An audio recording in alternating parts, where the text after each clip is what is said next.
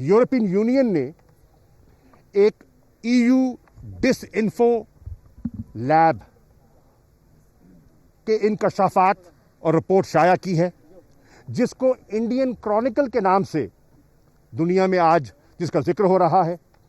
और उसमें साबित हो गया है कि भारत जाली एनजीओज के जरिए, जाली सोशल मीडिया पे वेबसाइट्स के जरिए और जाली इनफॉर्मल पार्लियामेंट्री ग्रुप्स के जरिए पाकिस्तान को बदनाम करने की, पाकिस्तान को मलाइन करने की कोशिश कर रहा है। और ये इनकी एक तवील मनसूबाबंदी के तहत हो रहा है, जो अब बेनकाब हो गई है। पाकिस्तान ने नहीं की, यूरोपियन यूनियन ने की है और वो मज़ीद तहकीकात कर रही हैं। भारत का असली चेहरा उस डॉसियर के ज़रिए और इंडियन क्रॉनिकल्स के ज़रिए बेनकाब हो गया।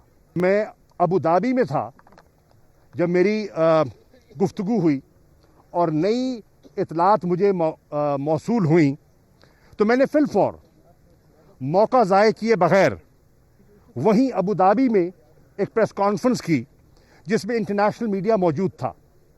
और उसका मकसद ये था भारत को एक वाज़ेह पैगाम देना।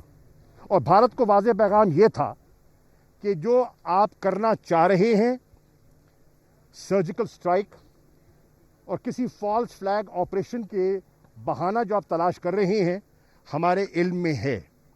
हमारे इल्म में आपकी इतलात से ज़्यादा मालूमात हैं। आप ये अहमकाना हरकत न कीजिए।